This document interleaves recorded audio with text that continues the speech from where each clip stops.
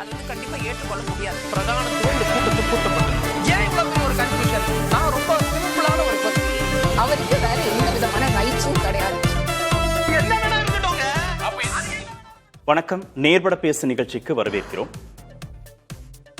ஊழல்வாத அடிமை சக்தி என்று தாவேகாவுடைய செயற்குழு கூட்டத்தில் மறைமுகமாக அதிமுகவை விமர்சனம் செய்திருந்தார் திரு விஜய். அதற்கு அதிமுக ஐடி விங் கடுமையான எதிர்வினை ஆற்றியிருக்கிறது. பனையூர் பண்ணையார் கள்ளச்சந்தையில் டிக்கெட் விற்று பணம் சம்பாதித்த ஆகப்பெரும் ஊழல்வாதி, கரூரில் 41 பேர் உயிரிழந்தது குறித்து எந்தவிதமான குற்ற உணர்வும் இல்லாதவர், நீங்களும் அந்த மரணங்களுக்கு ஒரு காரணம் தானே என்றெல்லாம் விமர்சனம் செய்து நேற்று ஐடி விங் தரப்புல ஒரு செய்தி பரப்பப்பட்டது. இதெல்லாம் தான் இன்றைய நேர்பட பேசுவின் பேசுபொருள். விஜய் மீதான அதிமுகவின் திடீர் தாக்குதல், பின்கதை என்ன, வியூகம் என்ன என்ற தலைப்பில் பேச இருக்கிறோம். மூத்த பத்திரிகையாளர் திரு பிரியன் பங்கேற்றிருக்கிறார். பத்திரிகையாளர் திரு ஷபீர் அகமது இணைந்திருக்கிறார். பத்திரிகையாளர் திரு சாமிநாதன் பங்கேற்றிருக்கிறார். அரசியல் விமர்சகர் திரு பொன்வில்சன் இணைந்திருக்கிறார். வணக்கம் அனைவருக்கும். திரு சாமிநாதன், கரூர்ல நடந்த கூட்டத்திலேயே அதிமுக அடிமையாக ஒரு கூட்டணி வைத்திருக்கிறது பாஜக கிட்ட அப்படின்ற தொனியில விமர்சனம் செய்திருந்தார் திரு விஜய். அப்போது அதிமுக தரப்புல இவ்வளவு ரியாக்ஷன் கிடையாது. அதற்கப்புறம் தான் கரூர் துயரச் சம்பவம் குறித்து திரு விஜய்க்கு ஆதரவாக பேசுகிறார்கள், சட்டமன்றத்தில் பேசுறாங்க. ஆனா ஊழல்வாத அடிமை சக்தி அப்படின்னு செயற்குழுல பேசின பிறகு இவ்வளவு காட்டமான ரியாக்ஷன் அதிமுக தரப்புல இருந்து வருது. இப்போது இவ்வளவு கோபப்படுவதற்கு என்ன காரணம்? இல்ல, முதல்ல கரூர் சம்பவத்துல சிபிஐ விசாரணைக்கு அந்த விஷயம் சென்ற பின்பே, அதே மாதிரி ஜனநாயகன் திரைப்படம் தணிக்கை வாரியத்தால தொடர்ச்சியா சர்ச்சையில் சிக்கி இன்று வரை படம் ரிலீஸ் ஆகாம இருக்கிற காலகட்டம். இந்த இரண்டையும் சேர்த்து அதிமுகவுக்குள்ள ஒரு ஆசை இருந்தது, எப்படியும் தேசிய ஜனநாயக கூட்டணியின் ஒரு அங்கமா விஜய் அவர்கள் உருவாயிருவாரு, அதற்கான காலச்சூழலை பாஜக நகர்த்துவாங்க, காய் நகர்த்துவாங்க, ஏன்னா நம்ம யாரும் எதிர்பார்க்காத வகையில என்று சொல்வதை விட பாஜகவுடைய ஒரு சாதுரியத்தால அமமுக அதிமுகவே இணைய முடியுதுன்னா விஜய் அவர்களை ஏன் கொண்டு வர முடியாது, பாஜக நினைத்தால் கொண்டு வருவாங்க அப்படிங்கக்கூடிய புள்ளிய ரொம்ப ஆழமா அதிமுக நம்பினாங்க. அது இன்றைக்கு நேற்று இல்ல. நீங்க கரூர் துன்பியல் நிகழ்வுல நீங்க குறிப்பிட்டதை போல கரூர் பகுதிக்கு போயிருக்கிற பொழுது விஜய் ஏற்கனவே அதிமுகவையும் பாஜக விமர்சித்திருந்தார். ஆன பின்பும் கூட அந்த பாருங்க கூட்டணிக்கு பிள்ளையார் சொல்லி போட்டாச்சு, கொடி பறக்குது என்பது போன்ற பல வாசகங்களை ஏற்கனவே எடப்பாடி பழனிசாமி அவர்களே பேசியிருந்தார். சோ அப்ப அவங்க தொடர்ச்சியாக விஜய் அவர்கள் வந்தா அந்த அணிக்கு ரொம்ப பெரிய பலம் இருக்கும் அப்படிங்கறத நம்புனாங்க. தொடர்ச்சியா அதை தான் எதிர்பார்த்து கொண்டே இருந்தாங்க. ஆனா கட்சியினுடைய இவ்வளவு பெரிய அழுத்தங்களுக்கு பிறகும் கூட அவர் அதிமுக பாஜக கூட்டணிக்குள்ள வர்றதுக்கான எந்த சமீட்சையும் தெரியல. ஒன்று. இன்னொன்று, அவர் தனித்தே போட்டி என்பதாக சில மெசேஜ்களையும் பாஸ் பண்றாரு தொண்டர்களுக்கு. அப்ப இந்த இடம் தான் அதிமுக கொஞ்சம் சுதாகரித்திருக்காங்க அப்படின்னு நான் பாக்குறேன் சார். கிட்டத்தட்ட அவர்கள் இதை முன்கூட்டியே செய்திருக்கணும். ஆனால் அதிமுக இதை கொஞ்சம் தாமதமான நடவடிக்கையா தான் செஞ்சிருக்காங்க. பட் இது ஐடி விங் செஞ்சிருந்தாலும் முழுக்க முழுக்க எடப்பாடி பழனிசாமி அவர்களோட அனுமதியோட தான் செய்திருப்பாங்க. ஏன்னா ஐடி விங்கோட மாநில செயலாளர் ராஜசத்தியன் அவர்கள் எடப்பாடி பழனிசாமி அவர்களுக்கு ரொம்ப ரொம்ப நெருக்கமானவர். அவருடைய தந்தை அந்த அளவுக்கு நீண்ட நெடிய 2 பேருக்கு இடையில எடப்பாடி பழனிசாமிக்கு நெருக்கமாக இருக்கக்கூடிய ராஜன் செல்லப்பா அவருடைய பையன் தான். சோ அப்ப எடப்பாடி பழனிசாமி அவர்களோட அனுமதி, கட்சியினுடைய முழுக்க அனுமதியோட தான் ஐடி விங் களமாடி இருக்காங்க. பட் நேற்றைக்கு தான் விஜய் அதிமுகவோட ஐடி விங் இவ்வளவு ஸ்ட்ராங்கா இருக்கு நீண்ட காலத்துக்கு அப்புறம் நேற்று தான் தெரிஞ்சிருக்கும். இது முழுக்க கூட்டணிக்குள்ள விஜய் போகல அப்படிங்கறதனுடைய வெளிப்பாடு தான் அதிமுக இந்த களமாடல். நேரடியா கூட பேசலையே, நேரடியா கூட அதிமுக குறித்தோ திரு எடப்பாடி பழனிசாமி குறித்தோ திரு விஜய் பேசல. ஊழல்வாத அடிமை சக்தி, திமுக தீய சக்தி, அதிமுகவை ஊழல்வாத அடிமை சக்தின்னு அவர் அந்த வார்த்தைகள் பயன்படுத்தி தான் அவர் பேசுறார். மொழிப்போர் தியாகிகள் வீர வணக்க நாள் பொதுக்கூட்டத்தில் திரு ஸ்டாலின் மிக கடுமையாக திரு எடப்பாடி பழனிசாமியை விமர்சிக்கிறார். 10 தோல்வி பழனிசாமி எல்லாம் பேசுறார். அதுக்கு தான் அவங்க ரியாக்ட் பண்ணியிருந்திருக்கணும். திரு விஜய் அவங்க கடந்து தான் போயிருந்திருக்கணும். ஆனால் இவ்வளவு காட்டமா ஆக பெரும் ஊழல்வாதி, நார்சிஸ்டிக் பிஹேவியர் கொண்டவர், 41 பேர் உயிரிழப்புக்கு நீங்களும் ஒரு காரணம் தானே, கள்ளச்சந்தையில பணம் வித்தீர்கள், இந்த வார்த்தை பிரயோகங்கள் இருக்குல்ல, அது இதற்கு மேல் விஜயை விமர்சிக்க முடியாத அளவுக்கு அவங்க விமர்சிச்சிருக்கிறாங்க அப்படின்னு தான் பார்க்கணும். இவ்வளவு காட்டமா முதல்வர் விமர்சனத்திற்கு பதில் சொல்லாம ஏன் விஜய் பக்கம் கோபத்தை திருப்பணும்? இல்ல, விஜய் அவர்களை எதிர்கொள்றதா இப்ப அதிமுகவோட முதன்மை சவால் நான் பாக்குறேன் சார். ஏன்னா திமுக வெர்சஸ் தாவேகா தான் போட்டியேன்னு விஜய் பேசுறாருல. களத்துல எங்களுக்கும் டிவிகேக்கும் திமுகவுக்கும் தான் போட்டின்னு தொடர்ச்சியா அவர் பேசிக்கிட்டே இருக்காரு. இன்னொரு பக்கத்துல அதிமுகவை ஆட்டத்துல இல்லாதவங்களை பத்தி நான் ஏன் பேசுறேன்னு கடந்த காலங்களில் இதே விஜய் அவர்கள் பேசியிருக்காரு. இன்னொரு மிக முக்கியமா அதிமுக இந்த இடத்துல அவங்களுக்கு தான் லாபம் அப்படின்னு நான் பாக்குறேன் சார். என்ன விஷயம் அப்படின்னு பாத்தீங்கன்னா, விஜய் அவர்கள் இன்னைக்கு ஒரு பெரிய சக்தி. திமுக அதிமுகவுக்கு அடுத்தபடியா ரொம்ப வளர்ந்து வரக்கூடிய இயக்கமா இது வந்து என்னைக்குனாலும் அவர் வந்து இன்னும் கூடுதலா ஓட்டு கூடலாம். அவர் வெளியில இறங்கி கிரவுண்டுக்கு வந்தாரு, இன்னும் பாலிடிக்ஸ் பண்ணாருன்னா அதிமுகவுக்கு தான் அது பெரிய அச்சுறுத்தலா மாறும். ஏன்னா இன்னைக்கு திமுக வந்து ஒரு வலுவான கூட்டணியாக ஏற்கனவே அமைத்து விட்டாங்க. இதுல 2 இடம் இருக்கு. ஒன்று, அதிமுகவுக்கு என்ன லாபம் அப்படின்னு பாத்தீங்கன்னா, கடந்த பாராளுமன்ற தேர்தல் சார் பாஜக விமர்சிக்கவே இல்லை. அதிமுக முழுக்க முழுக்க திமுகவை மட்டும்தான் விமர்சிச்சாங்க. அதிமுகவோட சீனியர்ஸ் என்ன சொன்னாங்கன்னா, எங்களை விமர்சிக்காத பாஜகவை நாங்க ஏன் விமர்சிக்கணும்னாங்க. பட் கிரவுண்ட்ல அது என்னவா ரியாக்ட் ஆச்சு? எதெல்லாம் அதிமுக ஓட்டோ அதுல பெரும்பகுதி தான் பாஜக பக்கம் போச்சு. அதிமுக 21% ஓட்டு எடுத்தாங்க. நான் அந்த அதிமுக மட்டும் எடுத்த ஓட்டு சொல்றேன். ஆனா நீங்க வந்து பாஜக 11% ஓட்டு எடுத்தாங்கல்ல, அந்த 11%த்துல அதிமுகவோட மென்மையான ஓட்ட பூரா நாங்கதான் திட்டவே இல்லையே எடுத்துட்டாங்க. அப்ப அதிமுக நீங்க கூட்டணிக்கு வர மாட்டீங்கிறத தெளிவுபடுத்திட்டீங்க. நீங்க அந்த செயற்குழு கூட்டமா இருந்தாலும் அந்த கூட்டத்துல 2 விஷயத்த தெளிவுபடுத்துறாரு. அதிமுகவே ஊழல் கட்சின்னு சொல்லிட்டாரு. அப்ப அந்த கூட்டணிக்குள்ள அவர் வரப்போறதா இருந்தா சொல்ல மாட்டாரு. இன்னொன்று, நம்ம தனித்தே தேர்தலை சந்திக்கவும் தயாரா இருக்கணும்னு சமீட்சை கொடுத்துட்டாரு. அப்ப அதிமுக என்னன்னா, நீ எங்களோட வரமாட்டேன்னா உன்னை நாங்க அடிக்க வேண்டிய இடத்துல இருக்கோம். அடிக்காத சூழல்ல, அதை விமர்சிக்காத சூழல்ல திமுகவுக்கு தாவேக்காவுக்கும் தான் போட்டின்னு அவர் சொல்லிக்கிட்டே இருப்பார்ல. முதல்ல விஜய திருப்பி அதிமுகவை தாக்க வைக்க வேண்டிய தேவை அதிமுக இருக்கு. இப்ப ஒண்ணுமே இல்லாம குறைந்தபட்சம் அதிமுக வாக்குகள் திரு விஜய் பக்கம் போகாம தடுக்க முடியுமா? இந்த எதிர்வினை ஆற்றுவதன் மூலமா குறைந்தபட்சம் அதை செஞ்சிட முடியுமா இனிமே அதிமுகனால? இல்ல, அதிமுக அதை நோக்கிதான் நகர்த்துறாங்க. அது முடியுமா முடியாதா என்பது நம்ம தேர்தல் முடிவுல தான் பார்க்க முடியும். இன்னொரு அதுக்கு ஏன் இந்த காரணம் சொல்றேன் சார், விஜய பேசும்போது சொல்றாரு 2,27,00,000 குடும்ப அட்டைகள் இருக்கு, வீட்டுக்கு ஒருத்தர் என்னோட ரசிகர்ங்கிறாரு. அந்த வீட்டுக்கு ஒரு ரசிகர் ஏற்கனவே திமுக போட்டிருப்பாரு, அதிமுக போட்டிருப்பாரு, நாம் தமிழருக்கு போட்டிருப்பாரு. இந்த மாதிரியான உரைகள் தான் எங்க நம்ம ஓட்டையே எடுத்துருவாரோங்கிற அச்சத்தையும் அதிமுகவுக்கு கொடுக்குது. அப்ப விஜய அடிச்சா உண்மையிலே கட்சி உணர்வு உள்ளவங்க கொஞ்சம் பேர் இருப்பாங்கல்ல சார், அவங்க வந்து விஜய் நமக்கு எதிரானவர் அப்படிங்கிற முத்திரையை பதிக்கணும் அப்படிங்கிற நிலைப்பாட்டிலே அதிமுக இந்த ஸ்டெப் எடுக்கிறாங்க. திரு பொன்வில்சன், கூட்டணிக்கு வந்தா திரு விஜய் குறித்து காட்டமா எதுவும் பேச வேணாம், இல்ல வருவதற்கு வாய்ப்பு இருக்கு அதனால இப்ப பேச வேணாம் அப்படிலாம் அமைதி காத்த அதிமுக, விஜய் இனிமே கூட்டணிக்கு வருவதற்கு வாய்ப்பு இல்லை, தனித்து போட்டி, அதிமுகவையும் விமர்சிக்க தொடங்கிட்டார் அப்படின்னு வந்த நிலையில அவங்க காட்டமா எதிர்வினை ஆற்ற தொடங்கி இருக்கிறாங்களா? இயலாமையின் வெளிப்பாடா, அதிமுகவுடைய இயலாமையின் வெளிப்பாடா பார்க்கலாமா இதை?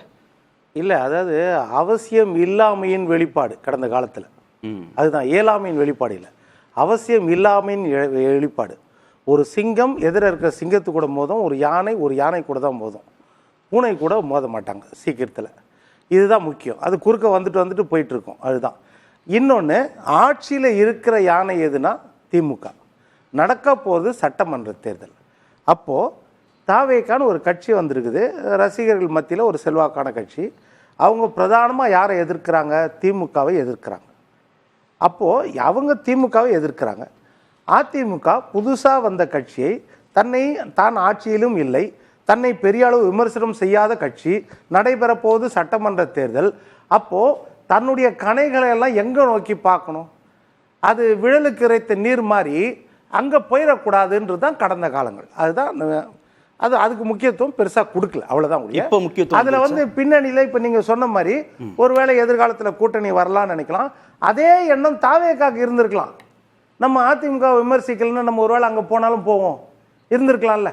கரூர்ல பேசிட்டாங்க இல்ல, அந்த எண்ணம் தாவேக்காக்கும் இருந்திருக்கலாம் இல்ல. அதாவது நான் என்ன சொல்றேன்னா, நேரடியா தாக்காம பொதுவா ஒரு பொது பிரச்சனையா ஒரு பொதுவா தாக்குற மாதிரி. அதாவது திமுகவை தாக்குறதுல நேரடியா தாக்குனாங்க, திமுகவை தாக்குறதுல ஒரு 5% கூட கிடையாது. இந்த தடவை என்னன்னா, இல்ல பாஜகவோடு அடிமையாக இந்த அடிமையான வார்த்தை தமிழ்நாட்டில் இல்ல, இந்தியா மொத்தத்திலேயே இது வந்து வழக்கமா காலையில இருந்து சாயங்காலம் வரைக்கும் சொல்லிட்டு இருக்க வார்த்தை. இது அதிமுக அடிமையா இருக்குதுன்னு இந்த வார்த்தை எல்லாரும் சொல்லிட்டு இருக்குது. அதுல 10ஓடு 1 பண்ணு. இப்போ என்னன்னா, இது ஊழல் சக்தி, இது ஆட்சிக்கே வரக்கூடாது அப்படின்னு சொல்லும் பொழுது இப்போ அந்த எதிரியையும் நம்ம பேச வேண்டிய அவசியம் ஏற்படுகிறது. அப்போ அவர்களை பற்றிய விஷயத்தையும் பேச வேண்டிய அவசியம் இருக்குது. ஐயா, நீ எல்லாம் வந்து நீ சொல்ற மாதிரி பூகம்பம் கிடையாது, நீ ஒரு புயலும் கிடையாது, நீ ஒரு தென்றலும் கிடையாது, ஏதோ ஒரு காத்து அடிக்கிறது அப்படின்றத நம்ம சொல்ல வேண்டிய சூழ்நிலை வருது. வில்சன் சார், அதிமுக ஒரு 50 ஆண்டு கால பாரம்பரியம் மிக்க ஒரு கட்சி, 30 ஆண்டுகளுக்கு மேல ஆட்சி பொறுப்புல இருந்த ஒரு கட்சி. ஒரு புதிய கட்சி, ஒரு புதிய அரசியல் தலைவர் இந்த திசை நோக்கி தான் பயணிப்பார், இந்த முடிவு தான் எடுக்க போறார் அப்படிங்கிறத அவங்களுடைய செயல்பாடுகள் வச்சு, பேச்சுக்கள் வச்சு கணிக்கவே முடியாத இடத்துல அதிமுக இருந்துச்சு. அதுதாங்க அரசியல். கலைஞரும் கணிக்க முடியாதுன்னு எத்தனை தடவை தோத்துருக்காரு. இதுதான் அரசியலுடைய மகிமையே. அதுதான் எந்த ஆளுமை மிக்க தலைவரும் கணிக்க முடியாது. அதுதான் அரசியல். நீங்க அதுதான் முக்கியம். அது ஜெயலலிதா அம்மாவும் கணிக்க முடியாது, யாருமே கணிக்க முடியாது. அதுதானே ஒவ்வொருத்தரையும். இல்ல இவ்வளவு முரண்பாடா போயிடுச்சு. இல்ல கரூர் துயரச் சம்பவம் நடந்த பிறகு முரண்பாடே கிடையாது. அதுதான் நான் சொன்னேன். கரூர் துயரச் சம்பவம் நடந்த பிறகு சட்டமன்றத்துல திரு எடப்பாடி பழனிசாமி தாவேகாவுக்கு ஆதரவாக பேசுகிறார். இப்ப அதுதான் பிரச்சார கூட்டத்துல தாவேகா கொடி பறந்த பிறகு கொடி பறக்குது, பிள்ளையார் சொல்லி போட்டாங்க கூட்டணிக்கு. இந்த ரெண்டு விஷயத்துக்கு நான் சொல்லிடுறேன். நீங்க சொன்னீங்கல்ல தாவேகாக்கு ஆதரவான்னு, என்ன விஷயம்? அந்த நேரத்தில் அறத்தின் பக்கம் நின்று அவர் ஆதரவு தெரிவிக்கிறார். எப்பேற்பட்ட உயர்ந்த தலைவர் பாருங்க. தாவேகா மேல தப்பே இல்லை, அவங்க பரிசுத்தவான்கள் அவர் எப்பவுமே சொல்லலை. ஆனால் அவர்களை விசாரிக்கக்கூடிய அதிகாரம், ஆட்சி, விசாரணை வளையும் அத்தனையும் ஆட்சியாளர்கள் கையில் இருக்குது. ஆனால் இதுல ரெண்டு பக்கமும் தவறு நடந்திருக்க வாய்ப்பு இருக்குது. ஆட்சியாளர்கள் பக்கமோ, காவல்துறை பக்கமோ, உளவுத்துறை பக்கமோ விசாரிக்கிறதுக்கு நீங்க தயாரா இல்லை. அதை தான் அவர் சொன்னார். பாதிக்கப்பட்ட பலவீனப்பட்ட பக்கம் அவர் எதற்காக நிற்கிறாருன்னா அங்கதான் முழு நியாயம் இருக்குதுன்னு சொல்ல. ஆனால் அவர்கள் மேல மட்டுமே பழியை போடக்கூடிய ஒரு முயற்சி நடக்குது. அந்த இடத்தில் நான் விட மாட்டேன் அப்படின்னு அவரு அந்த அறத்தின் பக்கம் நிற்கிறார்.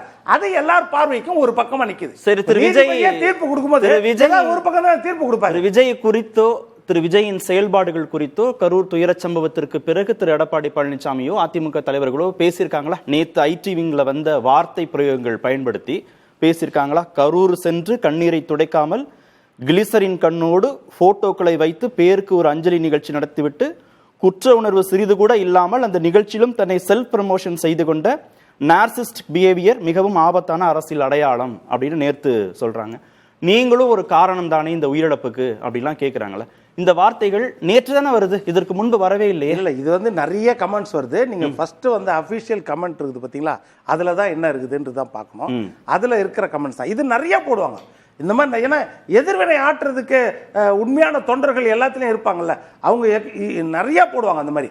ஆனா நீங்க கரூர் சம்பவத்துக்கு பிறகு நடந்த ஐடிவிங் இல்ல கரூர், அதான் ஐடிவிங்லயே சொல்றேன், நிறைய வரும். கரூர் சம்பவத்திற்கு பிறகு சார் இப்பதான் சொன்னீங்க எடப்பாடி பழனிசாமி அனுமதி இல்லாம வாங்க முடியாது இந்த மாதிரின்னு சொன்னார்ல, சாமிநாதன் சொன்னார்ல. திரு எடப்பாடி பழனிசாமியின் முழு ஒப்புதல் பெற்று ஐடிவிங் இந்த அறிக்கையை கொடுத்திருக்காங்க. சாமிநாதன் சொல்லுவாரு, இதே தான் நான் சொல்லிடலாம். விடுதலை சிறுத்தைகள் ஆதவ அர்ஜுன் திருமாவளவன் ஒப்புதல் இல்லாம கொடுத்துருக்க மாட்டாருன்னு சொல்லிடலாம். எல்லாருமே அந்த மாதிரி எல்லாமே சொல்லிடலாம். நிறைய வரும் அந்த மாதிரி. என்னன்னா நீங்க தொண்டர்கள் சொல்ற குரலை அது ஓங்கி ஒலிக்கத்தான் செய்யும். அதாவது பீகார்ல காங்கிரஸ் தோத்த உடனே அவங்க பேஜில் வந்துச்சுல 10 சீட் அதிகமாக கொடுத்தாலே தமிழ்நாட்டில் அதிகம் காங்கிரஸுக்குன்னு. அது யாருடைய குரல்? அதனால இந்த குரல்கள் எதிர்ப்பு குரல், உணர்ச்சி வசப்பட்டு வரதா செய்யும். அது நம்ம பொருத்தமா இருக்குதான்னு பார்க்கணும். இந்த விஷயத்தில் என்னன்னா இன்னொன்று முக்கியமான விஷயம், போன தடவை என்ன விவாதம் நடந்துச்சு, ஏன் அதிமுக விமர்சிக்கல அப்படின்றதுக்கு களத்திலேயே இல்லைன்னு. அப்போ இப்போ ஏத்துக்கிட்டார்ல, களத்தில் அதிமுக தான் இருக்குதுன்னு. இப்போ உண்மையாயிடுச்சா? அது களத்துல அதிமுக தான் இருக்குதுன்றத இன்றைக்கு ஏத்துக்கிட்டார்ன்ற நிலைமை தானே வருது. களத்திலே இல்லாதவர்கள், சம்பந்தம் இல்லாதவர்கள்னு அவர் பாஜகவையும் சேர்த்து தான் சொன்னார். இல்ல, அன்னைக்கு நம்ம பேசும்போது அதிமுகவை சேர்த்து நம்ம சொன்னோம். இன்னைக்கு பாஜக களத்துக்கு சம்பந்தம் இல்லாதவர்கள் பாஜக. அன்னைக்கு நான் சொல்லும்போது அது அதிமுகவை சேர்த்தா அவர் சொன்னாருன்னு தான் சொல்றோம். சரி, இன்னைக்கு இப்ப அதிமுகவை சொல்ல நம்ம சொல்ல முடியுமா? அதிமுகவுக்கு முதன்மை சவாலா தாவேகா மாறிடுச்சு. திமுக தாவேக்கான பொசிஷன் பண்ணிட்டாங்க. அதிமுக வாக்குகள் பெருமளவு பாதிப்பு வந்துரும்னு உணர்ந்துருச்சு அதிமுக. இல்ல, அந்த மாதிரி உணரல. அந்த மாதிரி உணர்றாங்க அப்படின்னா திமுக 3வது இடத்துக்கு போகுதுன்ற அர்த்தம் வந்துடும். ஏனென்றால் அப்ப அதிமுகவுக்கும் தாவேக்காவுக்கும் தான் போட்டின்ற நிலைமையில இவங்க எடுத்துட்டு வராங்க அப்படின்னா அவங்க நம்புறாங்க திமுக 3வது இடத்துக்கு போகக்கூடிய வாய்ப்பு இருக்குதுன்னு அதிமுக நம்புது அப்படின்ற நிலைமைக்கு நம்ம கொண்டு போயிடலாம். ஷபீர், அதிமுகவை ரொம்ப குறைத்து மதிப்பிட்டுச்சா தாவேகா? அதிமுக மீதான விமர்சனங்களை எந்த அளவுக்கு சென்றும் வைக்கலாம் அப்படின்னு நினைச்சிட்டாங்களா தாவேகா? உங்களுக்கு அரசியல் சந்தர்ப்பவாதம்னா என்ன அப்படின்றதுக்கான ஒரு எடுத்துக்காட்டு இதுதான். தாவேகா மீது அதிமுக வைத்திருக்கக்கூடிய விமர்சனம். இப்போ அதிமுகவுக்கு நேற்று தான் தெரிஞ்சிச்சா விஜயுடைய படங்கள் வெளிவரும்போது பிளாக்ல டிக்கெட் ஓட்டுறது அல்லது அதை கட்டுப்படுத்த தவறியது, இது எல்லாமே நேற்றைய தினம்தான் அவங்களுக்கு அந்த அந்த விஷயமே அவங்களுக்கு தெரிஞ்சிருக்கா அப்படின்றது ஒரு விஷயம் எல்லாம் தேடி எடுத்து போட்டு சரியாக அதை பதிவிட்டு ஒரு ஒரு அதாவது ரொம்ப நாளா எடுத்து வச்சு யோசிச்சுட்டே இருந்திருக்காங்க போல. அவரு பனையூர் பண்ணையார் அப்படின்னு நம்ம அவரை எப்போ சொல்றது அப்படின்லாம். நீங்க இதே இபிஎஸ் அவர்கள் தன்னுடைய பிரச்சாரத்தை துவங்கும் போது ஒவ்வொரு தொகுதிகளாக போயிட்டு இருக்கும்போது ஒரு பிரம்மாண்ட கட்சி நம்மளோட வரப்போகிறது, நாம ஒரு உறுதியான கூட்டணியை உருவாக்க போகிறோம் அப்படின்லாம் பேசும்போது இந்த விஷயங்கள்லாம் அதிமுகவுக்கு தெரியாதா என்ன? ரெண்டாவது கரூர் சம்பவத்துக்கு பிறகு கூட அந்த தாவேகா கொடிகள்லாம் அந்த கூட்டத்தில் காமிக்கும் போது பிள்ளையார் சொல்லி போட்டாச்சு, இனி வரப்போகுது, மாற்றம் வரப்போகிறது அப்படின்னு பேசும்போதெல்லாம் இது தெரியாமல் போய்விட்டதா என்ன? இன்னைக்கு அதிமுகவுடைய நெருக்கடி என்னன்னா, அவங்க விஜயை எதிர்க்க வேண்டிய ஒரு கட்டாயத்துக்கு தள்ளப்பட்டிருக்காங்க. ஏன்னா ரொம்ப கிளியர் ஆயிடுச்சு, நேற்றைய தினம் ரொம்ப கிளியர் ஆயிடுச்சு. அதுக்கு முன்னாடி அவர் செயற்குழுவில் பேசும்போது கூட முதலமைச்சர் வேட்பாளர் விஜய் அப்படின்னு சொன்னதுக்கு பிறகு கூட அதிமுகவில் ஒரு நம்பிக்கை இருந்துச்சு, வந்துருவாருன்னு. இப்போ நீங்கள் எல்லா கட்டங்களிலும் ஒரு விஷயம் கிளியராக தெரியுது, விஜய்க்கு கொடுக்கப்பட்ட நெருக்கடியால் அவர் அவருடைய முடிவை மாற்றிக்கொள்ளவில்லை அப்படின்றது நேத்து வந்ததுக்கு பிறகுதான். யார் நெருக்கடி? இந்த பாஜக நெருக்கடி கொடுத்திருக்கு. அதிமுகவும் இந்த நெருக்கடி மூலமாக விஜய் வந்துருவாரு நம்ம பக்கம் அப்படின்னு அவங்க எதிர்பார்த்துட்டு இருந்தாங்க. நீங்க எல்லா கட்டங்கள்லயும் விஜய் வந்துருவாரா அப்படின்றது தான் ஒரு பெரிய பேச்சாகவே அதிமுகவுக்குள் இருந்தது. அது நேற்றைய தினம் அதை உடைச்ச உடனே இனிமே வரமாட்டாங்க அப்படின்ன உடனே விமர்சிக்க ஆரம்பிக்கலாம் அப்படின்றது தான் இது நடந்திருக்கு. நீங்க நெருக்கடின்னு சொன்னீங்கல்ல, அதற்கு முன்பு அதிமுக காட்டினது பெருந்தன்மைன்னு பார்க்க முடியாதா? திரு எம்ஜிஆர் பெயரை பயன்படுத்தும் போதும் புகைப்படம் பயன்படுத்தும் போதும் திருமிகு ஜெயலலிதாவுடைய பெயரையும் புகைப்படத்தையும் பயன்படுத்துகிற போதெல்லாம் பொது தலைவர்கள் யார் வேண்டுமானாலும் பயன்படுத்தட்டும் அப்படின்னு தான் அவங்க சொன்னாங்க. அண்ணா பெயரை பயன்படுத்தும் போது, பெரியார் பெயரை பயன்படுத்தும் போதெல்லாம் அவங்க எந்த விதமான விமர்சனமும் வைக்கல. எங்க கட்சியின் தலைவர்கள், எங்களுடைய கொள்கை தலைவர்கள் நீங்க பயன்படுத்திக்கிறீங்களேன்னு சொல்லும் போது கூட அவங்க பொது சொத்து தலைவர்களை பயன்படுத்திக்கலாம் அப்படின்னு அவ்வளவு பெருந்தன்மையா நடந்துட்டு இப்போ கூட்டணி வருவதற்காக நெருக்கடி கொடுக்கறாங்க அப்படின்றது முரண்பாடா இல்லையா? இல்ல, நீங்க பெருந்தன்மைனா அரசியல்ல என்ன பெருந்தன்மை இருக்கு? அவங்க கட்சி நாளைக்கு கூட்டணிக்கு வந்தீங்கன்னா உங்களை தூக்கி வச்சு கொண்டாடுவாங்க. இருக்கிறதுலயே ஒரு பெரிய சூப்பர் ஸ்டார் நம் பக்கம் வந்திருக்கிறார், நாம அவரை துணை முதலமைச்சர் ஆக்குவோம், சபதம் எடுப்போம் அப்படின்லாம் பேசுவாங்க. அரசியல்ல இப்படிதானே சார் நடக்கும். நீங்க கூட்டணிக்கு வரலன்னா இறங்கி அடிக்க வேண்டிய ஒரு கட்டாயம் என்பது தற்போது அதிமுகவுக்கு ஏற்பட்டிருக்கிறது. அதுதான் நீங்க ரொம்ப வெளிப்படையாக தெரிகின்ற ஒரு விஷயம். அதுவும் அவங்க ஆழம் பார்த்து இருக்கிறார்கள். அதிமுக தலைவர்களோ பொதுச் செயலாளரோ மற்றவர்களோ ஒரு காட்டமான அறிக்கையெல்லாம் கொடுக்கல. ஐடிவிங் மூலமாக ஒரு அறிக்கை என்பது வந்திருக்கிறது. அதுல யாருடைய பெயர், யார் அந்த அறிக்கை வெளியிட்டா எதுவுமே தெரியாது. ஒரு விமர்சனத்தை வைத்திருக்கிறார்கள். இந்த விமர்சனம்லாம் அதிமுகவுக்கு தெரியாதா என்ன? நீங்க விஜயை ஏதோ ஒரு கட்டத்தில் நாம விஜயை எதிர்க்கிறோம் அப்படின்ற ஒரு மெசேஜும் போனோம். அதே நேரத்தில் இந்த விஜய் வைத்த குற்றச்சாட்டு கூட பாத்தீங்கன்னா அதிமுக தொண்டர்களுக்கு போக வேண்டிய ஒரு கட்டாயம் இருக்கு. ஏன்னா விஜயுடைய வருகை என்பது ஏடிஎம்கே உடைய ஸ்பேஸை தான் ரொம்ப அதிகமா எடுக்குது அப்படின்னு அவங்க உணர்றாங்க, அவங்க ஃபீல் பண்றாங்க. அதுதான் இங்க ஒரு மிகப்பெரிய பிரச்சனையாகவே அவங்களுக்கு இருக்கிறது. இனி வருகின்ற நாட்கள்ல இதை எப்படி சமாளிக்க போறாங்க அப்படின்றது பார்க்கணும். நீங்க நேற்றைய தினம் விஜய் பேசும்போது 2-3 விஷயங்களை அவர் கிளியர் பண்றாரு. ஒண்ணு என்னன்னா, நாம் நட்பு சக்திகள் இல்லை என்றாலும் நாம களம் காணுகிறோம், நமக்கு அந்த ஆதரவு என்பது மக்கள் மத்தியில் இருக்கிறது அப்படின்றத அவர் உறுதியாக சொல்கிறார். ரெண்டாவது, அவர் அழுத்தம் இருக்கிறது அப்படின்றத பத்தி பேசும்போது ஒரு இடத்துல எனக்கு ஒன்றும் பெரிய அழுத்தம் இல்லை, மக்களுக்கு தான் அழுத்தம் இருக்கிறது அப்படின்னு ஒரு மாதிரி பேசுறாரு. ஆனா ஒரு இடத்துல என்ன சொல்றாரு, அழுத்தங்கள்னால நாங்க எந்த விதத்திலையும் அடங்கி போகின்றவர்களோ அடிமையாகின்றவர்களோ அல்லது அண்டி பிழைக்கின்ற ஒரு பிளப்பெல்லாம் நம்ம கிட்ட இருக்காது அப்படின்னு சொல்லும் போது அவர் டைரக்டா ஏடிஎம்கே அட்டாக் பண்றாரு. பேச வேண்டாமா? அப்போ யார் அழுத்தம் கொடுத்தாங்க, என்ன அழுத்தம் கொடுக்கப்பட்டதுன்னு பேசியிருக்க வேண்டாம்? இல்ல, அவருக்கு அவர் பர்சனலா அந்த ஜனநாயகன் படத்தை பற்றி பேச வேண்டாம் அப்படின்னு முடிவு செய்து விட்டார் அப்படின்னு தான் தெரியுது. ஏன்னா அதை தவிர்க்க வேண்டும் அப்படின்னு அவர் பாக்குறாரு. ஏன்னா நாளைய தினம் தீர்ப்பு வரப்போகிறது அப்படின்னும் போது அதுக்கு முன்னாடி பேச வேண்டாம் அப்படின்னு நினைக்கிறாருன்னு நினைக்கிறேன். எனக்கு அப்படிதான் புரிஞ்சுக்க முடியுது. ஆனால் மற்ற விஷயங்கள்ல திரைப்படம் வெளிவருவதற்காக பேச வேண்டாம் அப்படின்னாலும் அது சுயநலமாக மாறிடும் பாருங்க. நீங்க அந்த பாஜக குறித்து பேச வேண்டியது வரும், அதனால பேச வேண்டாம்னாலும் அது சுயநலமா மாறிடும். இல்ல, அந்த திரைப்படத்தை வைத்துதான் ஒரு 1000 கோடி ரூபாய் திரைப்படத்தை வைத்துதான் அவருக்கு ஒரு நெருக்கடி கொடுக்கப்படுகிறது அப்படின்னா இதே வேற ஒரு அரசியல் கட்சி தலைவர் தான் ஒரு கேஸ் போட்டாலே போய் வந்து பேச்சுவார்த்தை நடத்தக்கூடிய அல்லது முடிவுகளை மாற்றக்கூடிய ஒரு காட்சிகளெல்லாம் நம்ம பார்த்துருக்கோம். ஒரு ஐடி ரெய்டு வந்த உடனே கட்சியை கலைச்சிட்டு போய் பாஜகவோட சேர்றதோ அல்லது காங்கிரஸோட சேரக்கூடிய நடவடிக்கைகளை பார்க்குறோம். அப்போ அந்த ப்ரெஷரை வந்து அவர் விட்ஸ்டாண்ட் பண்றாரு. அதுதான் அவருடைய நேற்றைய தினம் அவருடைய ஸ்பீச்ல இருந்து நான் புரிஞ்சுக்கிட்டது. எந்த நெருக்கடி வந்தாலும் அதை நாம சமாளிக்க தயாராக இருக்கிறோம் அப்படின்ற ஒரு விஷயத்தை அவர் சொல்றாரு. இப்ப இந்த இடத்துல தான் அதிமுக பாஜக கூட்டணி மற்றும் டிடிவி தினகரன் போன்றவர்கள்லாம் உள்ள வந்ததுக்கு அப்புறம் ஏடிஎம்கேக்கு ஒரு சின்ன கான்ஃபிடன்ஸ் வந்திருக்கு. நாம இனியும் விஜயை விட்டு வைக்க கூடாது, விஜயை அடிக்கணும் அப்படின்னு முடிவு பண்ணிட்டாங்க. அதனால தான் விஜயை திருப்பி அடிக்கிறாங்க, அவ்வளவுதான். ஏன்னா இந்த விமர்சனங்கள்லாம் வந்து விஜய் மீது அன்னைக்கே வைத்திருக்கலாம். அதிமுக கொஞ்சம் சுதாரிச்சுட்டு இருந்தாங்கன்னா அவங்க வச்சிருக்கலாம். அவங்களும் விஜய் வருவாருன்னு காத்துக்கிட்டு இருந்து தற்போது வரல அப்படின்னு தான் இந்த முடிவுகளை அவர்கள் எடுத்திருக்கிறாங்க. ஒரே ஒரு மாறுபாடு தான் நம்ம சபீர் சொன்னதுல. இப்போ அதிமுக எதிர்க்கும் பொழுது வேற வழி இல்லாமல் அதற்கு தள்ளப்பட்டிருக்கிறார்கள் அப்படின்னு சொல்றாரு. ஆனால் 2 வருஷம் தாவேகா ஆட்சி அதிகாரத்தில் பங்கு எங்கள் கூட்டணிக்கு யாருன்னா வாங்கன்னு காத்திருந்து இலவு காத்த கிளியாகி வேற வழி இல்லாமல் நாங்கள் தனித்து நிற்போன்னு சொன்னால் அது உறுதியாக சொல்கிறாங்கன்றாரு.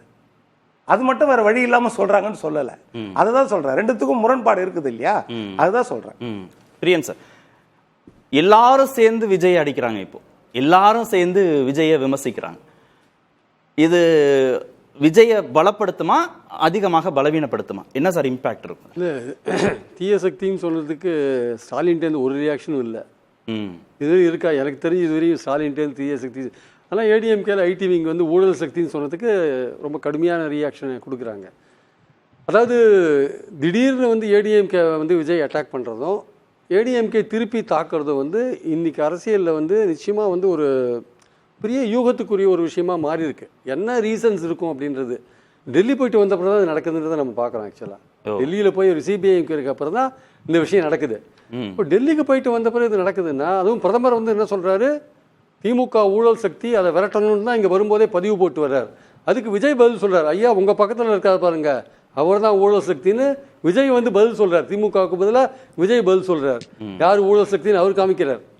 ஏடிஎம்கே சொல்றது மூலமா அது தெரியுது நமக்கு ஆக்சுவலா. அப்போ இது என்ன அரசியல் வந்து விஜய்க்கும் அதிமுகவுக்கும் நடுவில் இருக்கு அப்படின்னு பாத்தீங்கன்னா அது இன்னும் ஃபர்தரா டீகோட் பண்ணீங்கன்னா, டெல்லின்னு சொன்னதுக்கு அப்புறம் பாஜகவுக்கும் சேர்த்துக்கணும். பாஜக விஜய் ரியாக்ட் பண்றாங்களா? கூட்டணி கட்சியான ஏடிஎம்கே இவ்வளவு அட்டாக் பண்றாங்கல்ல. அப்போ இன்னுமே தமிழ் என்ன சொல்றாங்க, விஜய் தனியா திமுகவை தோக்கடிக்க முடியாதுன்னு சொல்றாங்க. இன்னும் வருவாங்க. பாஜகவுடைய பார்வை எப்படி இருக்கு? ஒரு கூட்டணி கட்சியை வந்து ஊழல் சக்தின்னு சொல்றாங்க, ஊழல் சக்தியோட பாஜக சேர்ந்திருக்குன்னு சொல்றாங்க. அப்ப பாஜக வந்து விஜய் வைத்து ஏதாவது ஒரு விஷயம் பண்ணணும் இல்ல, பேசணும் இல்ல. திரு நயினா நாகேந்திரன் விமர்சனம் பண்ணியிருக்கிறாரு. இல்ல, அதாவது விமர்சனம் பண்ணியிருக்காரு சார். தமிழிசை என்ன சொல்றாங்க, இன்னும் வந்து விஜய் வருவாருன்னு எதிர்பார்த்து காத்துட்டு தானே. தனியா நின்னீங்கன்னா நீங்க ஜீரோ, எங்க கூட வாங்க. அப்ப பயமுறுத்துற விஷயம், தனியா நின்னீங்கன்னா நீங்க அவ்வளவுதான் என்ன அர்த்தம்? அதுக்கு எங்க கூட வந்து சேர்ந்துட்டு அர்த்தம். ஸோ அது ஒரு பாயிண்ட் இருக்கு. ரெண்டாவது வந்து அதிமுகவும் விஜயும் முதல்ல வந்து ஒரு கூட்டணி பேச்சுகள் நடத்தினாங்க. அது வந்து ஃபெயில் ஆயிடுச்சு. அது தெரிஞ்சுட்டு தான் பாஜக இவங்களை கூப்பிட்டு நம்ம இதே அரங்கத்தில் பேசியிருக்கோம். அதெல்லாம் பெரிய விஷயங்கள்லாம். அப்போ அவங்க பாஜகவோட கூட்டணி போனாங்க. இல்ல என்ன யூகிக்கிறீங்கன்னா, சஸ்பென்ஸ் வைக்க வேண்டாம், டெல்லி போயிட்டு வந்த பிறகு அப்படின்னா என்ன அதுக்குள்ள இருக்கு? இல்ல, அதாவது டெல்லிக்கு போனது இந்த ஜனநாயகன் விஷயம், சிபிஐ என்கொயரி போன்ற விஷயங்கள்லாம் ஒரு பக்கம். சிபிஐ என்கொயரியில் என்ன நடந்தது, செப்டம்பர் 27 அந்த இன்சிடென்ட் நடந்தது. 28ஆம் தேதி எடப்பாடி என்ன அறிக்கை விடுறார், பாதுகாப்பு ஏற்பாடுகள் சரியில்லை அறிக்கை விடுறார். அக்டோபர் 8ஆம் தேதி எடப்பாடி என்ன அறிக்கை விடுறார், சதின்னு அறிக்கை விடுறார். அக்டோபர் 8ஆம் தேதி சதின்னு அறிக்கை விடுறார். அப்போ அதெல்லாம் விஜய்க்கு ஆதரவான ஒரு விஷயங்கள். நீங்க இதுக்கு முன்னாடி சொன்னீங்கல்ல, எம்ஜிஆரை பத்தி பேசினதும் ஜெயலலிதா பத்தி பேசினதும் அவங்க வந்து பேசினாங்க, அவங்களாம் பொது தலைவர் தான். இந்த விஷயங்கள்லாம் ஏன் நடந்தது? அதாவது விஜய்க்கு ஆதரவான ஒரு போக்கை வந்து ஏன் அதிமுக எடுத்தாங்கன்னா, வருவாங்க. அதாவது பாஜக எப்படியும் அவர் கூட்டு வந்துடும், பாஜக டெல்லியில் போய் அழுத்தம் கொடுத்துரும், அழுத்தம் டெல்லியில் சிபிஐ என்கொயரி போன்ற விஷயங்கள போயிட்டு இருக்கிறதுனால ஏதோ ஒரு அழுத்தத்தில் அவர் கூப்பிட்டுருவாங்கன்னு பார்த்தாங்க.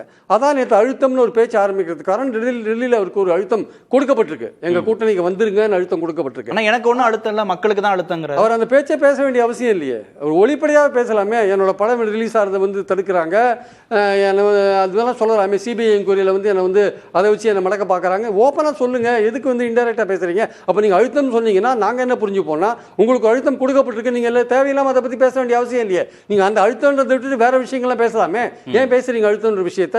அழுத்தம்னு நீங்க பேசும்போது உங்களுக்கு அழுத்தம் கொடுக்கப்பட்டிருக்கு, பாஜக கூட்டணியில சேரத்துக்கான அழுத்தம் கொடுக்கப்பட்டிருக்கு. அது இல்லை அப்படின்னு இவர் சேர மாட்டேன்னு சொல்லிட்டு வந்திருக்கலாம். இல்லைங்க, உங்களை நான் அதிகமாக அட்டாக் பண்ணல, நான் வந்து அரசியல் பண்ண வேண்டியிருக்கு, ஏடிஎம்கே அட்டாக் பண்ண வேண்டியிருக்கும், அதை நீங்கள் தடுக்காதீங்கன்னு வந்திருக்கலாம். ஏடிஎம்கே பற்றி மேக்ஸிமம் என்ன ஒரு அட்டாக் பண்ணார் முந்தி, எம்ஜிஆர் ஆரம்பித்த கட்சி இன்னைக்கு எப்படி இருக்கு அந்த ஒரு விஷயத்தை சொன்னார்.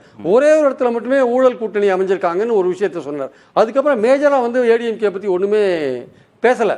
கரூர் சம்பவத்தில் ஆதரிச்சாங்க, எம்ஜிஆர் பேரை சொன்ன போது ஆதரிச்சாங்க, எல்லாம் பண்ணினாங்க. அப்போது டெல்லி போயிட்டு வந்த பிறகு இந்த ஷிஃப்ட் நடந்ததுன்னா, ஏடிஎம்கே நோக்கி இந்த விஷயத்தை விஜய் வைக்கிறாருன்னா இது பாஜகவுடைய சம்மதத்தின் பேரை தான் வைக்கிறாங்களோ, ஏடிஎம்கே டேமேஜ் பண்ணுறது பாஜகவுக்கும் உடன்பாடா அப்படின்ற ஒரு கேள்வியை நான் எழுப்புறேன். பாஜகவுக்கும் தாவேகாவுக்கும் உடன்பாடா? ஏடிஎம்கே அட்டாக் பண்ணுங்க பரவாயில்ல, ஏடிஎம்கே தோத்தாலும் பரவாயில்ல, ஏன்னா அவங்களுக்கு 26 முக்கியம் இல்லை 29 தான் முக்கியம். ஏடிஎம்கே வந்து ப்ராமினெண்ட்டாக வரக்கூடாது, அது தனி மெஜாரிட்டியும் வரக்கூடாது, அது கூட்டணி ஆட்சிக்கு அது வரணும். ஸோ அது டேமேஜ் ஆனாலும் பரவாயில்லன்னு பாஜக நினைக்குதா? எங்களை அட்டாக் பண்ணாதீங்க. திமுக என்ன பண்ணுது, பாஜக அட்டாக் பண்ணது மூலமா ஏடிஎம்கேயும் சேர்த்து நாங்கள் அட்டாக் பண்றோம்னு திமுக சொல்றாங்க. இப்போ தாவேகா என்ன சொல்லுதுன்னா, ஏடிஎம்கே அட்டாக் பண்ணது மூலமா பாஜகவையும் சேர்த்து அட்டாக் பண்றோம்ன்றாங்க. உள்ள இருக்கிற விஷயத்தை நாங்கள் அட்டாக் பண்றோம். இல்ல சார், ஒரு நெருக்கடி இருந்ததுல விஜய்க்கு. நீங்க திமுகவை மட்டும் விமர்சிக்கிறீங்க, அதிமுகவை விமர்சிக்கல, நீங்க மாற்றுன்னு சொன்னீங்கன்னா 2 பேரையும் தானே விமர்சிக்கணும்னு கேள்வி கேட்டுட்டே இருந்தாங்களே, அதனுடைய வெளிப்பாடாக அவர் அதிமுகவையும் சேர்த்தே விமர்சிக்கிறாருன்னு பார்க்க முடியாது. பாஜக சொல்லி கொடுத்து தான் விமர்சிக்கணும். இல்ல தமிழ்நாட்டில் திராவிட இயக்கங்களை எதிர்த்து தான் பாஜகவே குரல் கொடுத்துருக்காங்க. இரு திராவிட கழகங்களுக்கு எதிராக வந்து நாங்கள் வந்திருக்கோம்னு சொன்னாங்க. அப்போ புதுசா கட்சி ஆரம்பிக்கிற விஜயகாந்த் உட்பட எல்லாருமே என்ன பண்ணாங்க, திமுக அதிமுகவுக்கு மாற்றா தான் வரேன்னு சொன்னாங்க. அப்படிதான் வந்து இவரும் வந்திருக்காரு. அப்போ வரவருக்கு வந்து அதிமுக ஊழல் கட்சின்னு தெரியாதா, திமுக தீய சக்தின்னு தெரியாதா? எல்லாமே தெரிஞ்சுதானே வராருல்ல. அப்போ ஆரம்பிக்கும் போதே நீங்கள் ஏடிஎம்கேவோட நீங்கள் ஏடிஎம்கே விமர்சனம் பண்ணி தானே நீங்கள் கட்சியை ஆரம்பிச்சிருக்கணும். திமுக விமர்சனம் பண்ணுற அதே ரேஞ்சில் நீங்கள் ஏடிஎம்கே விமர்சனம் பண்ணியிருந்தீங்கன்னா, முதல்லையே பண்ணியிருந்தீங்கன்னா உங்களுக்கு இன்னும் ஆதரவு பெரிய இருக்கும். இன்னைக்கு உங்கள் ரசிகர்கள் மட்டும்தான் அவங்களை ஆதரிக்கிறாங்க, இன்னும் அவருக்கு ஓட்டு எப்படிலாம் வரும்ன்ற அது ஒரு விஷயம் வந்து யூகிக்கக்கூடிய ஒரு விஷயம். ஆனால் ஏடிஎம்கே டிஎம்கே எழுத்து தான் நான் கட்சியை ஆரம்பிச்சிருக்கேன், 2 பேருமே ஊழல், 2 பேருமே தீய சக்தி, 2 பேருமே ஆட்சிக்கு வரக்கூடாது, இன்னைக்கு சொன்ன அதே வார்த்தையை நீங்க கட்சியை ஆரம்பிச்ச போது சொல்லியிருந்தீங்கன்னா அவருக்கும் ஒரு எண்ணம் இருந்திருக்கும், அதிமுகவோட கூட்டணிக்கு போகலாம். அதே தான் சொல்றேன், அவருக்கு ஒரு எண்ணம் இருந்திருக்கலாம், தனியா தோக்கடிக்க முடியாது. ஏடிஎம்கேக்கும் ஒரு நீங்க சொன்ன மாதிரி பிள்ளையார் சொல்லி போட்டாச்சு, கரூர் சம்பவத்துக்கு பிறகுலாம் பிள்ளையார் சொல்லி போட்டாச்சு. ஆனா பாஜகவுடைய ரோல் இதுல என்னன்னு பார்க்கணும். ஏடிஎம்கே அட்டாக் பண்ண டெல்லிக்கு போயிட்டு வந்த பிறகு இது நடக்குது. பாஜக அட்டாக் பண்றது, ஏடிஎம்கே அட்டாக் பண்றது அந்த கூட்டணியை பாதிக்கும். அந்த கூட்டணியை பாதிக்கும். திமுக அதிமுக ரெண்டையும் பிடிக்காதவங்க விஜய்க்கு ஓட்டு போடுவாங்கல்ல, அப்போ ஓட்டு அவருக்கு கொஞ்சம் கூடுறதுக்கான வாய்ப்பு இருக்குல்ல. அப்போ பாஜக இதை எப்படி பாக்குதுன்றது ஒரு விஷயம் இருக்கு. பாஜகவை நேரடியாக அட்டாக் பண்ண மாட்டேன்றார். கேட்டா இந்திய எதிர்ப்பு, நீட்டு, ஜிஎஸ்டின்னு ஏதோ உழுது போன சப்ஜெக்ட்லாம் சொல்லிட்டு இருக்காரு. அதை ஒரிஜினா அதோட முக்கியமான விஷயம் திருப்பரங்குன்றம் போன விஷயம், கிறிஸ்துவர்கள் அட்டாக் போன்ற விஷயம்லாம் இருக்கு. அதெல்லாம் வாய முடியும் கம்முன்னு இருக்காரு. அப்போ பாஜகவை நான் அட்டாக் பண்ண மாட்டேன், அதில் ஏதோ ஒரு அண்டர்ஸ்டாண்டிங் போல் இருக்கு. அதிமுக அட்டாக், நீங்கள் அதிமுக அட்டாக் பண்ணிக்கோங்க, எங்களுக்கு கவலை இல்லை. அப்போ உங்களுக்கு சேர்ந்து தான் நீங்கள் அஃபெக்ட் ஆவீங்கன்னா பரவாயில்ல சார், எங்களுக்கு 29 தான் சார் முக்கியம் அப்படின்னு போனால் இதுக்கு பின்னாடி இந்த மாதிரி உள்ளடிலாம் இருக்கான்னா அதான் டீகோட் பண்றது கஷ்டம்னு சொன்னேன். ஒரே ஒரு விஷயம், அதாவது இந்த 2 விஷயம் கோணத்தையே மாத்திட்டாரு. இல்ல நான் அதான் சொல்றேன், இப்ப பிஜேபி அதிமுக பக்கமே பேசுறீங்களா, இன்னொரு வசதியான ஒண்ணு மறந்துட்டீங்களா? 1885 ஆரம்பிச்சு இந்த நாட்டுக்கு சுதந்திரம் வாங்கி கொடுத்து லட்சக்கணக்கான தமிழ் இன அழிப்புக்கு காரணமாக இருந்த காங்கிரஸ், அவங்கள ஏங்க தாவேகா விமர்சனமே பண்ண மாட்டாங்க, திமுகவை மட்டும் விமர்சனம் பண்றாங்க, அந்த கூட்டணியில் இருக்கிற காங்கிரஸை விமர்சனம் பண்ண மாட்டாங்க, திமுகவுடைய குடும்ப ஆட்சியை மட்டும் விமர்சனம் பண்றாங்க, காங்கிரஸுடைய நேரு குடும்ப ஆட்சியை 3 எம்பி ஒரே குடும்பத்தில் இருக்காங்க, அதை விமர்சனம் பண்ண மாட்டாங்க. அப்ப அதை பற்றி நம்ம ஏன் பேச மாட்டோம்? இன்றைய தலைப்பு அந்த ஆசையும் இருக்குது இல்ல. அப்போ தாவேகாக்கு அப்போ அதுதான் அவங்க விமர்சனம் இப்போ சொல்றாரு இல்ல, டெல்லி அதிமுக பிஜேபி சொல்லி தான் அதிமுக விமர்சனம் பண்றாங்கன்னா காங்கிரஸ் சொல்லி தான் திமுக விமர்சனம் பண்றாரா? அந்த கேள்வி நாளைக்கு நீங்க இந்த தலைப்பு வீங்க, இதுல பேசுறதுக்கு நிறைய விஷயம் இருக்கு. நீங்க இந்த நோய்க்கு கொடுங்க, இத நீங்க நோய்க்கு இல்ல, அதே வரும், அதே அதெல்லாம் வரும். அவருடைய விமர்சனங்கள்ல இதுவும் வரும். இந்த தலைப்பு அந்த தலைப்பு பேச முடியாது, சாதகமா இருக்கிறது மட்டும் பேசணும். நீங்க அந்த தலைப்பு பேசலாம், இந்த தலைப்பு எதிர்பார்த்த ஒரு கட்சி அல்லது 2-3 கட்சிகள்னா காங்கிரஸ், விசிகே, இடதுசாரி கட்சிகள், இவங்க வந்தாங்கன்னா போதும் அப்படின்றதுதான் வந்து தாவேகாவுடைய எண்ணமாக இருந்தது. அதிமுகவோட ஒருபோதும் அவங்கள வந்து கூட்டணி சேரணும் அப்படின்ற மாதிரிலாம் ஒரு எண்ணம்லாம் அவங்களுக்கு அவ்வளவு ஸ்ட்ராங்கா இருந்தது. தொடக்கத்துல பேசும்போது 117 117ன்னு பேசினாங்க, அத்தோட அது முடிஞ்சிருச்சு. அது அது அந்த அந்த பேச்சுவார்த்தை அடுத்த கட்டத்துக்கு போகல அப்படின்னும் போது அத்தோட அந்த பேச்சுவார்த்தை என்பது முடிந்தது. கரூருக்கு பிறகு கூட பெரிய அளவுக்கு அவங்க வந்து அதுல முனைப்பு காட்டல. ரெண்டாவது அதிமுக பாஜக கூட்டணி உருவாகியது அப்படின்னு அந்த சாப்டர் க்ளோஸ். இல்ல இந்த டைம் லைன் பாருங்க ஷபீர், திமுகவை மட்டும் விமர்சிக்கிறார் கடுமையா, ஏன் அதிமுகவை விமர்சிக்கவே இல்லைன்னு கேட்ட பிறகு அதிமுக விமர்சனத்திற்கு நகர்றார் விஜய். ஆனா இந்த நிலையிலையும் பாஜக மீதான விமர்சனம் இல்லை. இவ்வளவு நீங்களே இப்போ டிபேட்ல சொல்றீங்க பாஜக நெருக்கடி கொடுக்குது, கூட்டணிக்கு வருவதற்கு அழுத்தம் கொடுக்குது அப்படின்னு. இவ்வளவு அழுத்தம் கொடுக்குதுன்னு தெரிந்த பிறகும் அவர் பாஜக தொடர்பான எந்த விமர்சனத்தையும் அவர் எந்த கூட்டத்திலையுமே வைக்கிறதே இல்லைல்ல. அது சந்தேகத்திற்குரியதா இருக்கு. ஆனா கூட்டணியில் இருக்கிற அதிமுகவை ஏன் விமர்சிக்கிறாருன்னு ஒரு கேள்வி வருது இல்ல. பாஜக கூட்டணியில இருக்கிற பாஜகவும் அதிமுகவும் கூட்டணியில் இருக்கிறாங்க, நெருக்கடி கொடுக்கிற பாஜகவை அவர் பேசுறதே கிடையாது, அதிமுக மட்டும் பேசுறாருங்கிறதே சஸ்பீசியஸா இருக்கு. அதுதான் அவங்களுடைய ஸ்ட்ராட்டஜியா இருக்கோ என்னன்னு தெரியல. ஒவ்வொரு கட்சியை பத்தியும் நாங்க வந்து நெருங்கும் போது பேசுவோம், எந்த கட்சியை பற்றி. நீங்க இன்னொன்னு ஒரு விஷயம் நான் ஏற்கனவே இதை சொல்லியிருக்கேன், நீங்க பிஜேபி எதிர்ப்புல வந்து தாவேக்கா அவ்வளவு ஒன்றும் பெருசா எடுபடாது. திமுக அளவுல தாவேக்கா அதை செய்ய முடியாது. பாஜக எதிர்ப்பு எந்த அளவுக்கு நீங்க உருவாக்குகிறீர்களோ அது திமுகவுக்கு தான் சாதகம். நீங்க அந்த ஒரு இடத்துல தான் அவருடைய பாஜக எதிர்ப்பு அப்படின்றதுல வந்து அவருக்கு ஒரு பண்ணிட்டார்ல, அரசியல் எதிரி கொள்கை எதிரின்னு பொசிஷன் பண்ணி. ஆக்சுவலா பாஜக எதிர்ப்பு இன்னும் கடுமையா பேச வேண்டும். அதை அவர் செய்கிறாரா வருகின்ற கூட்டங்கள் அப்படின்றத பார்க்கணும். ஏன்னா பாஜக எதிர்ப்பு அப்படின்றது தமிழ்நாட்டிலேயே வந்து ஒரு ஒரு சென்டிமெண்டா அது இருக்கு. இல்ல பாஜக எதிர்ப்பையும் செஞ்சு அதிமுகவையும் விமர்சனம் செஞ்சு பாஜகவையும் விமர்சனம், அதிமுக விமர்சனம் அந்த கூட்டணியும் பேசினார்னா இந்த சந்தேகங்கள் வரப்போறது. பாஜக எதிர்ப்புலயே நீங்க அதிமுகவை விமர்சனம் பண்ணலாம். பாஜக எதிர்ப்பு அப்படின்றது என்டிஏ கூட்டணி எதிர்ப்பு அப்படின்றதே வந்து உங்களுக்கு அதிமுக அவங்களோட அடிமையாக இருக்கிறார்கள் அப்படின்னு அந்த கான்டெக்ஸ்ட் உள்ள வந்துரும். அதிமுக மட்டும் பிரிக்கிறார்ல, அங்க சந்தேகம், அங்கதான் அதுல ஏன் அவருக்கு அந்த தயக்கம் இருக்கு. சாமிநாதன், பாஜக சொல்லி பாஜக ஆலோசனையின் பேர்லயோ இல்ல அவங்களுக்குள்ள இருக்கக்கூடிய ரகசிய உடன்படிக்கையின் அடிப்படையிலேயோ அதிமுக மீதான விமர்சனம் திரு விஜய் மீது அப்படின்னு பார்க்க முடியுமா? விஜயோடைய நடவடிக்கைகள் பற்றி பாஜகவால் மிரட்டி விஜய் அந்த அளவுக்கான அழுத்தம் கொடுக்க முடியுதுன்னா கூட்டணிக்குள்ளே கொண்டு போயிருக்கலாமே. எதுக்கு வெளியே தனியா இருந்துட்டு நீங்க பாட்டுக்கு எதிர்குரல் எழுப்புங்க அப்படின்னு சொல்ல போறாங்க? கூட்டணிக்குள்ளேயே நேரடியாக அழைத்திருக்கலாமே. பாஜகவுக்கு அவர் கொள்கை முரண்ல உள்ளபடியே இருக்கிறார். அதனாலதான் அவர் அந்த நிகழ்ச்சி தொடங்குகிற பொழுதே எனக்கு பல இடங்கள்ல இருந்து அழுத்தம் வருதுங்கிறார். அதுவே கிரவுண்ட்ல வந்து ஓரளவு ஒரு அழுத்தத்துல இருக்காரு. என்ன அழுத்தத்துல இருக்காரு அப்படிங்கறதுலாம் புரியும். அவர் நேரடியா பாஜகவை விமர்சிக்க மாட்டார். நீங்க இன்னைக்கு அவர் அதிமுகவை விமர்சிக்கிறதுக்கு இன்னொரு மிக முக்கியமான காரணம் இருக்கு சார். இல்ல அப்படி வெளிப்படையா சொன்னாரா? 2 ஆண்டுகளா வெளிப்படையா சொன்னாரா? எனக்கு அழுத்தம் இருக்குன்னு வெளிப்படையா சொல்றாரா? எனக்கெல்லாம் அழுத்தம் கொடுக்க முடியுமா அப்படின்னு அவர் கேட்கிறார். மக்களுக்கு தான் அழுத்தம் இருக்குன்னு சொல்றாரு. கொஞ்சம் பூசி மெழுகி பேசுறார், கடந்து போகாத நினைக்கிறார், கொஞ்சம் புரிய வைக்கணும்னு நினைக்கிறார். இப்படிதான் இருக்கே தவிர பட்டும் படாம இருக்கே தவிர வெளிப்படையா அந்த பேச்சு இல்ல பாஜக மீதான விமர்சனம்.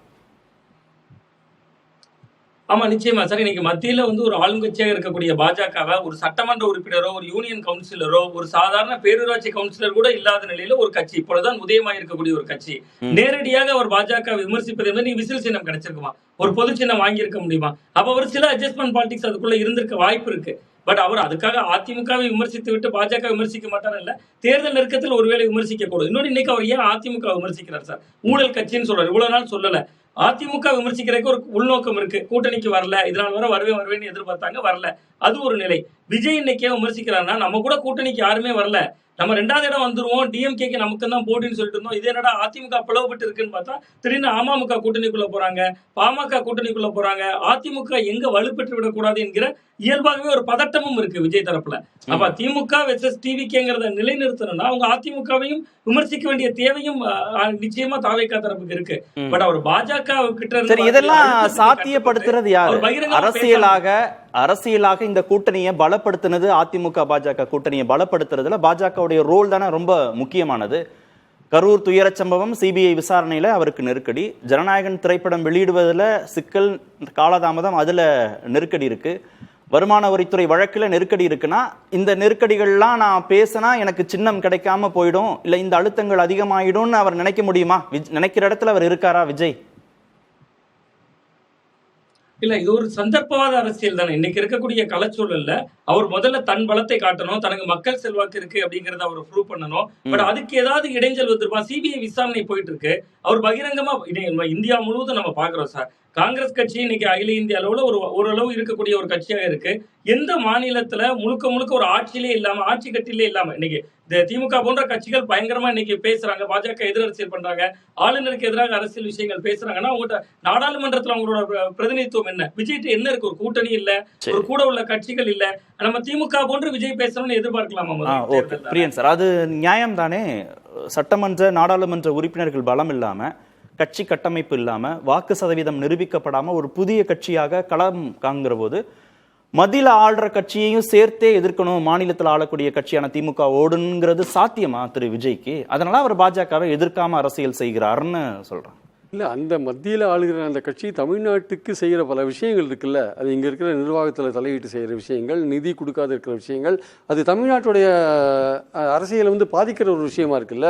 ஆளுங்கட்சியை மட்டும் பாதிக்கல, தமிழ்நாட்டோட நிர்வாகத்தை பாதிக்குது. கவர்னர் பண்ணுற செயல்கள்லாம் ஜனநாயகத்துக்கு விரோதமாக பல விஷயங்கள் இருக்குது. இந்த மாதிரி விஷயங்கள்லாம் வந்து நிதி கொடுக்காதனால தமிழ்நாடு கவர்மெண்ட்டோட பிரச்சனைக்கு உள்ளாறதுனால நம்ம பார்க்குறோம். நம்ம அப்போது தமிழ்நாட்டுடைய தொன்மையை கேள்வி கேட்குற அளவுக்கு பாஜக நீங்கள் நடந்து இந்த மாதிரி விஷயங்கள்லாம் இருக்கும்போது இதெல்லாம் நீங்கள் டச் பண்ணாத, நீங்கள் கொள்கை எதிரின்னு சொல்லிட்டு நீங்கள் கடந்து போகிற விஷயம் இருக்குல்ல, அதுதான் வந்து இங்கே கேள்விக்குறியாக மாறுது. ஆக்சுவலாக அந்த இடத்துல வந்து நீங்கள் அப்போது ஏதோ ஒரு அஜெண்டாவில் நீங்கள் ஒர்க் பண்ணுறீங்களா?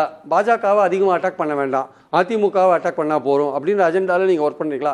இன்னொரு விஷயம் இருக்குது, அதிமுக தன் கூட்டணியை கொஞ்சம் பலமாக்கிட்டு இருக்கு, அதனால் அவங்களும் களத்தில் முந்தி என்ன சொன்னாங்க, களத்தில் இல்லாதவங்களை பற்றி நாங்கள் ஏன் கவலை பண்ணுனாங்க, ஏடிஎம்கேவை செமிஃபைனல்ஸில் பீட் பண்ணிட்டோன்னு வேற ஆதவ அர்ஜுனா சொன்னார். ஆனால் இன்னைக்கு திடீர்னு அவங்க களத்தில் வந்துட்டாங்கன்னா அவங்க டிடிவிலாம் சேர்த்திருக்காங்க, பாமக அன்புமணியை சேர்த்திருக்காங்க.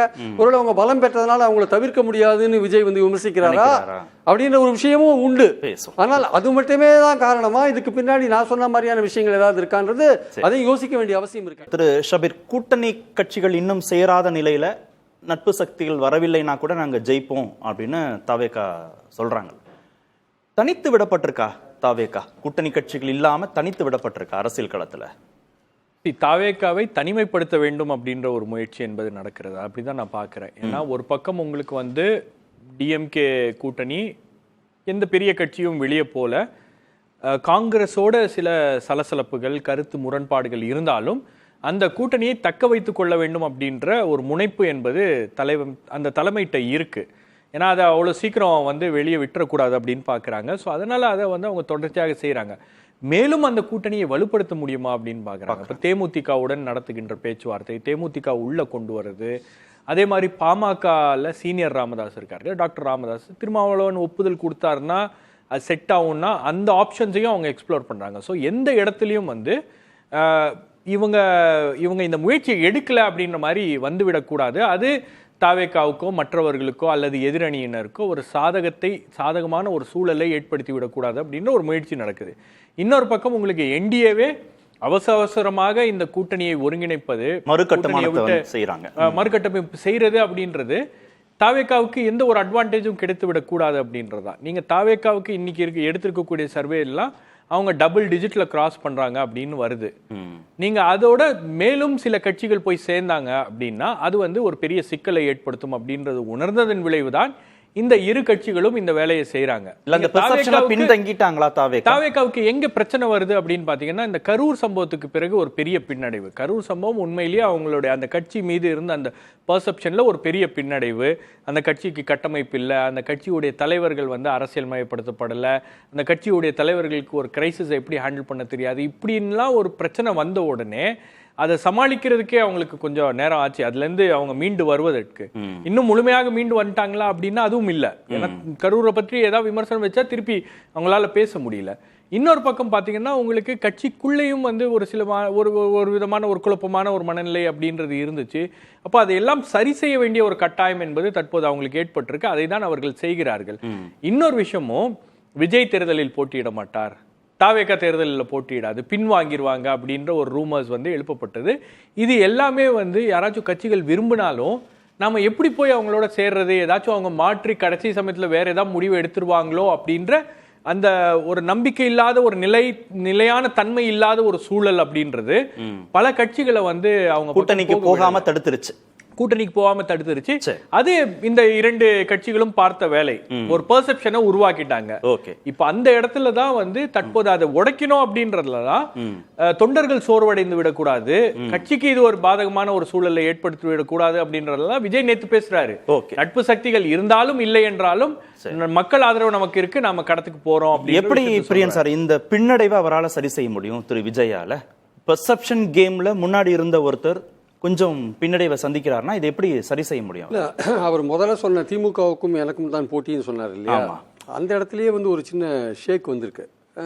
அதுலேயே வந்து தன்னை தக்க வச்சு கொள்றதுக்கு ரொம்ப ரொம்ப இன்னும் பிரயத்தனப்பட வேண்டியிருக்கு ஆக்சுவலாக. ஸோ அதுக்கு தான் அவர் முயற்சி பண்ணுறார். ஆனால் வந்து மற்றவங்களாம் நினைக்கிற மாதிரி வந்து அவருக்கு ஓட்டு வரத்துக்கான வாய்ப்புகள் நிறையா இருக்குது. அது அவருடைய ரசிகர்களாகட்டும், அவர் சொல்கிறது நேற்று சொன்ன ஒரு விஷயம், முக்கியமான விஷயம், ஓட்டாக மாறுமான்னு தெரியாது. 2 கோடி பேர் வீட்டில் வந்து பெரியவங்கள்லாம் வந்து எந்த கட்சியாக வேணா இருக்கலாம், அது அதிமுக வீடு, இது திமுக வீடுலாம் சொல்கிறாங்க. அந்த வீட்டுக்குள்ளே இருக்கிறவங்க யாருன்னு பார்த்தீங்கன்னா அவங்க விஜய் ரசிகர்களாக இருப்பாங்க. அப்படின்ற ஒரு விஷயம் வந்து தவிர்க்க முடியாத ஒரு விஷயம், அது உண்மையான விஷயமும் கூட. பல பேர் வீட்டில் நம்ம அதை பார்க்குறோம் நம்ம இன்றைக்கி. ஆனால் அவங்களாம் ஓட்டு போடுவாங்களா? அந்த ஓட்டு ஒரு அசம்பிளி கான்ஸ்டியூன்சியில் ஒரு 1.25 லட்சம் 1.5 லட்சம் ஓட்டு வாங்கினா தான் நீங்கள் வின் பண்ண முடியும். ஒரு 50,000 60,000 வரையும் நீங்கள் ஓட்டு வாங்குறதுக்கு வாய்ப்பு இருந்தால் கூட நீங்கள் 1.5 லட்சம் ஓட்டு வாங்குவீங்களான்னு தெரியாது. நீங்கள் ஓட்டு சதவீதம் உங்களுக்கு அதிகமாக இருக்கலாம், இடங்கள் எவ்வளோ பெறுவீங்கன்னு தெரியாது. ஸோ இந்த மாதிரி சூழல் இருக்கிறப்போ அவருக்கு வந்து ஒரு கூட்டணி யாராவது இருந்தால் பெட்டராக இருந்திருக்கும். கிட்டத்தட்ட தினகரன்லாம் அவர்கிட்ட பேசி ஒரு ஃபைனலைஸ் பண்ணுற ஸ்டேஜில் தான் வந்து பாஜகவுக்கு போகிறார். அதே மாதிரி அதிமுக வந்து அவர் கூட பேசி ஃபைனலைஸ் பண்ணுற ஸ்டேஜில் தான், ஒரு மாதிரி பேச்சுவார்த்தை போயிட்டு இருக்கிற ஸ்டேஜில் தான் அமித்ஷா அவங்கள பிடிச்சி இழுக்கிறார். ஸோ தாவேகா கூட யாரும் சேர விடக்கூடாதுன்ற ஒரு விஷயத்தில் வந்து அவரை தனிமையில் விடணுன்றதுல தெளிவாக இருந்திருக்காங்க பாஜக. ஏன்னா இந்த 2 கட்சிகளையும் பொறுத்தப்பட்டு நம்ம பார்க்குறோம். நம்ம வேற யார் சேருவாங்கன்னா தேமுதிக. அவங்க தேமுதிக முதல்லேருந்து என்ன சொல்லிட்டு இருக்காங்க, விஜய் எங்கள் வீட்டு பையன், எங்கள் வீட்டிலே வளர்ந்த பையன்னா அவங்க ஒரு கௌரவ பிரச்சனை மாதிரி அதை பார்க்குறாங்க. ஈகோ பிரச்சனையில் அவங்க கூட சேரத்துக்கான வாய்ப்பு இல்லை. திமுக அதிமுக தேங்காய் 2ஆக பிளந்தது, திமுக அதிமுகன்னு ஒரு விஜய் பிரபாகரன் சொல்லிட்டார். அதனால தேமுதிக அவங்க கணக்கிலேயே அவங்க எடுத்துக்கல. ஸோ விஜய் தனியாக விட்டா கூட அவர் வந்து திமுகவையும் அதிமுகவையும் பல தொகுதிகளில் அவர் வின் பண்ணுறாரு இல்லையோ, பல தொகுதிகளில் ஸ்பாயில் பண்ணுவார். அதிகமாக அவர் அதிமுகவை ஸ்பாயில் பண்ணுவார் நம்ம சொன்னால் அதிமுககாரங்களுக்கு கோவம் வரும். அதிகமாக திமுகவை ஸ்பாயில் பண்ணுவார் சொன்னால் திமுககாரங்களுக்கு கோவம் வரும். அதனால 2 பேரையும் ஸ்பாயில் பண்ணுவார் சொல்லிட்டா எதிர் விவாதம் வராது. ஸோ 2 பேரையும் பல இடங்களில் ஸ்பாயில் பண்ணுவார். அதான் உண்மை இன்னைக்கு ஆக்சுவலாக. இதை தாண்டி அப்படின்னா விஜயும் அவருக்கு கூட இருக்கிற பக்கபலமாக ஸ்ட்ராட்டஜிக் அனலிஸ்ட் இவங்கெல்லாம் 2 வருஷமாக சொல்லிட்டு இருந்தது என்னன்னா, இதுதான் இருக்கும்.